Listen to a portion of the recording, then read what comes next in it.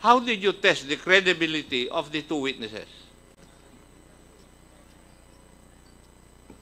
Tinanong ko po sila kung ano po yung relasyon nila dun sa victim Mali. and sa suspect po. Nasaan sila nung nangyari? Hindi yung relasyon ang importante. Nasaan sila nung nangyari yung krimen? Hindi ba? I think you did not learn from your criminal investigation course. Ang importante, nandun ba sila doon sa pinangyarihan ng krimen at nakita nila yung pangyayari? Yes, Mr. Chair. Tinanong ko din po yan. Nandun ba sila? Yung crime scene witness po, nandun po. Yung first witness? Yes po. Sige. Nandun siya. Based po dun sa ano po niya, sa salaysay po niya, andun daw po siya at nakita po niya yung pangyayari. Nasaan siya? Sa loob ng barangay? Sa terrace? Nakaupo po siya dun sa chapel, Mr. Chair. Katabi po kasi yung lumang barangay hall, chapel, then covered court po, kung saan po nagaganap yung liga that yung time. basketball? Yes, Mr. Chair. Ano po yung distansya? Na-compute nyo ba yung distansya ng chapel at saka yung terrace? Approximately 6 to 7 meters, Mr. Chair. 6 to 7 meters. Now, sige. Yung isa naman na witness, ano po ang nakita niya? Yung isa pong witness, considered as corroborative, nakita po niya yung pagdaan ng getaway vehicle ng mga suspects. Then, nung pagtapat po sa kanya, nagbaba po ng bintana yung suspect, yung mismong gunman, na namukaan po niya. Based po dun sa salaysay po niya.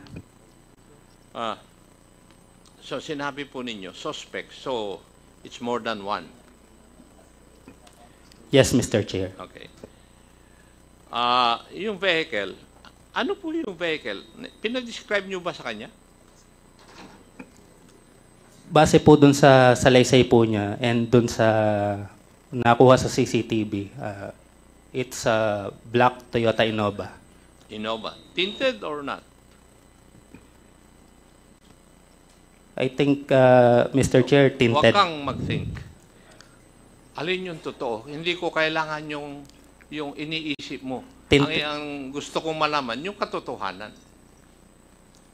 Tinted po, Mr. Chair. So, paano makikita yung mukha kung tinted yung vehicle nung corroborative witness mo? Nagbaba po ng bintana, Mr. Chair. Tatakas, nagbababa ng bintana? Base po doon sa salaysay po. Malaman. Before the incident, Mr. Chair,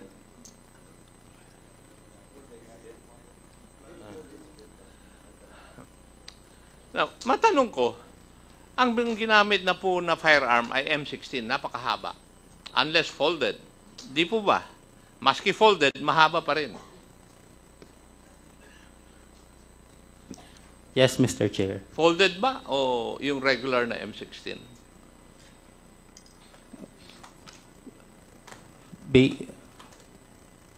Infant, sir. Infant. M16. Sino po ang nagsabi na infant baby 16 yun? Yung baby Armalite? Based po dun sa CCTV footage. So may CCTV footages kayo? Yes, Mr. Chair. Chairman, kanina tinanong ko, walang CCTV, ngayon may CCTV na. RD, tinanong ko yan kanina. Sir, meron pong CCTV footages of the actual shooting, sir. In fact, sir, if I may add, sir, at least 3 of, at least aside, sir, ni Cap Lumbang retaliated, nakipagpalitan pa po ng putok.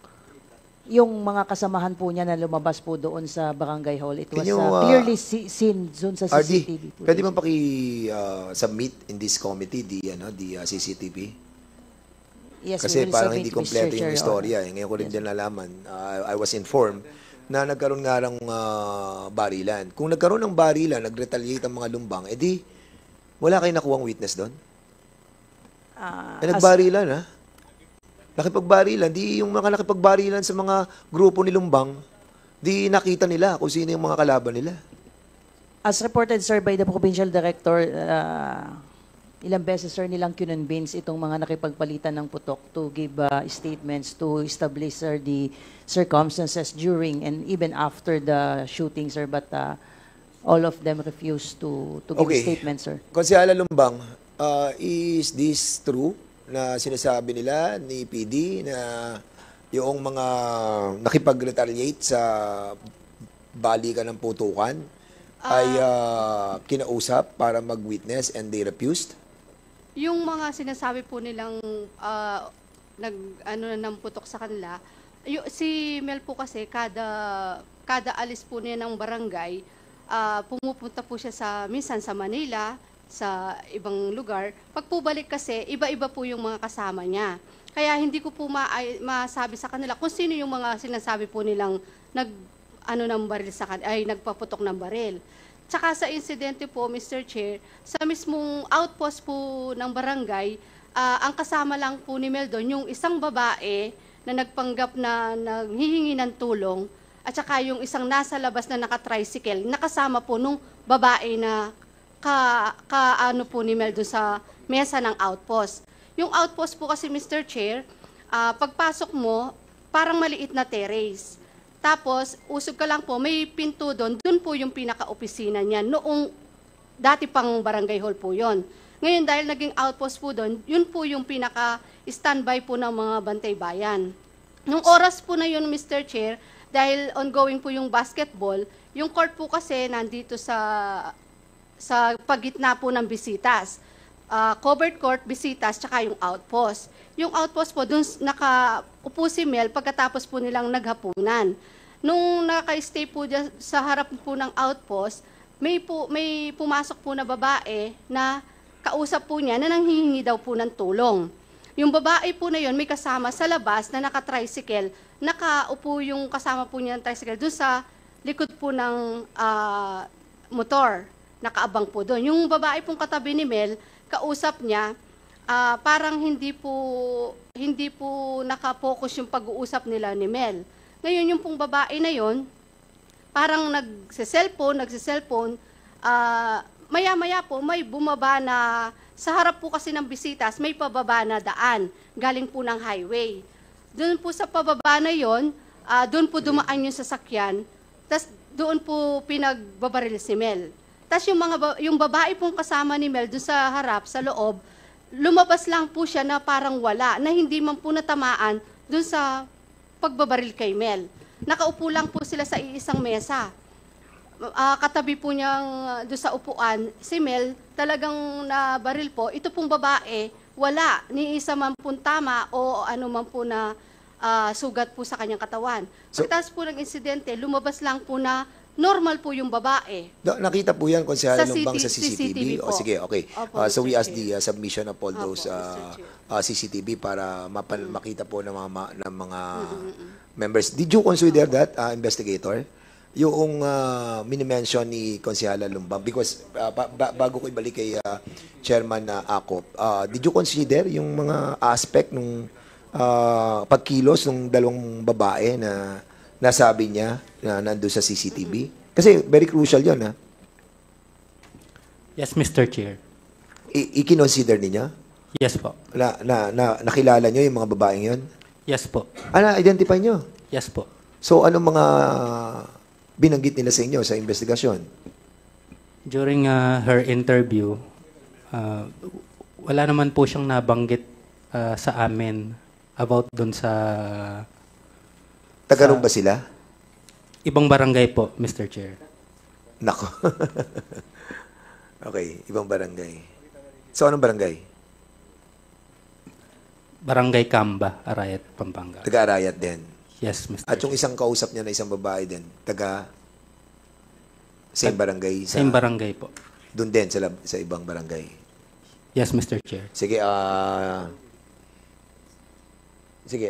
si ano muna, tapusin na natin si Chairman Acop. Sige, go ahead, sir. Thank you, Mr. Chair. Saan po ba ang exact place kung saan binaril si Kapitan? Sa terrace po ng barangay hall, lumang barangay hall. Mr. Chair. Tama po yung sinabi ni Konsihala na may kasama siyang babae doon? Yes, Mr. Chair. Yes. Sino pa ang mga kasama niya ron? Yung mga bantay bayan po niya, Mr. Chair. So, tama po ba yung sabi ni RD na pagkaputok kay Kapitan, nakipagpalitan ng putok po yung kwan, yung mga bantay bayan? Tama po ba yung pagkarinig ko? Mr. Yung mga bodyguard po, Mr. Chair. Nakipagputukan? Yes, Mr. Chair. Not the bantay bayan. Okay. So may bodyguard pala rin si Mayor na nandun sa terrace? Mr. Chair. Ay, si Kapitan. Yes, Mr. Chair. Yes. Chairman Akop, she's raising her hand. If you Mr. want to, Chair. ano. Ah, Sige, go ahead po, ma'am. Opo. Sa outpost po, dun sa Lumang Barangay Hall, wala pong tao sa harap. Kahit po makikita dun sa CCTV. Wala po. Ngayon, yung mga bantay bayan po, wala rin pong nakatabi dun sa kung saan nakapwesto si Mel. Dahil ongoing po yung basketball liga, nandun po sila. Dun sa mismong CCTV po, kahit na panoorin ninyo, walang tao po dun sa harap ng mismong pangyayari kung saan po tumigil yung sasakyan na bumaril po dun sa bintana po ng outpost, Mr. Chair. Pero Konsihala, Opo. totoo yung nakipagputukan yung yung mga security ng iyong asawa? Dun po sa CCTV, Mr. Chair, hindi ko po masasabing bodyguard ni Mel yun dahil hindi ko po sila nakikilala, Mr. Chair. Dahil pag po, kagaya nga po ng sabi ko, kada balik po ni Mel sa barangay hall, sa barangay iba-iba po yung mga kasamahan niya. Dahil minsan po galing siya sa Manila, minsan po galing sa ibang lugar, iba-iba po yung mga kasamahan niyang pumupunta. Wala po siyang bodyguard, Mr. Chair. Thank you. Sino po yung mga nakipagputukan? Were you able to get their names? Hindi po, Mr. Chair. Hindi, Ay, yung sorry. police, investigator. We identified one of those bodyguard, Mr. Chair. Hindi, huwag mo na sabihin bodyguard. Hindi raw bodyguard, sabi naman nung misis niya eh. So, yung kasama na nakipagputukan, kaya hindi ko binabanggit na bodyguard eh. Yes, Mr. Chair. So, nakilala nyo. Ilan po ba sila nakipagputukan? 3 po. 3. So, doon sa nakilala po nyo na isa, kinunan nyo ba ng statement?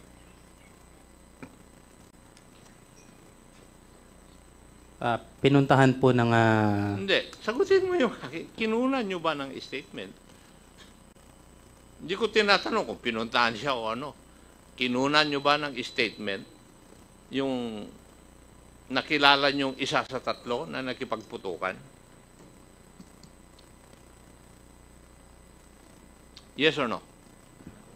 No, Mr. Chair. No. And you never bothered to ask from that person kung sino po yung 2 kasama niya na nagkipagputukan. Would that be correct? Yes or Yeah. no? Yes, Mr. Chair. Yes. Kaya hindi nyo ma-identify. Anyway, kaya ko tinatanong, Iho, kung baby Armalite o regular Armalite, yung dala-dala ng gunman, kasi hindi mo naman basta-basta maitago yun eh. Kung maglalakad ka, paglabas dun sa sasakyan, kitang-kita na firearm yun na mahaba. Naniniwala ka ba ron? Yes, Mr. Chair. And therefore, marami, bago makarating doon sa itaas ng doon sa terrace, marami ng tao dapat, kasi ang daming tao ron. Sabi nyo, may basketball, may nakaupo sa chapel. Di ba? May nakikita na dapat na merong tao na nakasibilyan, may dala-dala ng M16 na mahaba. Di ba? Wala man lang nakakita ng ganon. Hindi nyo tinanong yung mga tao. Paano nakapasok yung naka-M16 na tao sa isang lugar na ang daming-daming tao? Nakasasakyan po sila, Mr. Chair. Hindi. Hindi naman niya binaril si Kapitan na nasa loob siya ng sasakyan eh. Ikaw naman, investigador. Kailangan lumabas siya doon sa sasakyan, puntahan niya si Kapitan at barilin. Ang pagbabaril ba, nandun siya sa loob ng sakyan? Bumaba po, Mr. Chair, yung Siyempre, gunman. bumaba. Kaya nga, nilapitan niya si Kapitan para siguruhin. Yes, Mr. Chair. Yes. Kaya dapat, may mga tao na nakakita na beforehand na may isang tao bumaba sa sasakyan, may dala-dala ng M16 at hindi kayo naghanap ng mga taong ganun. Kasi yun ang mga kakilala kung sino yung gunman.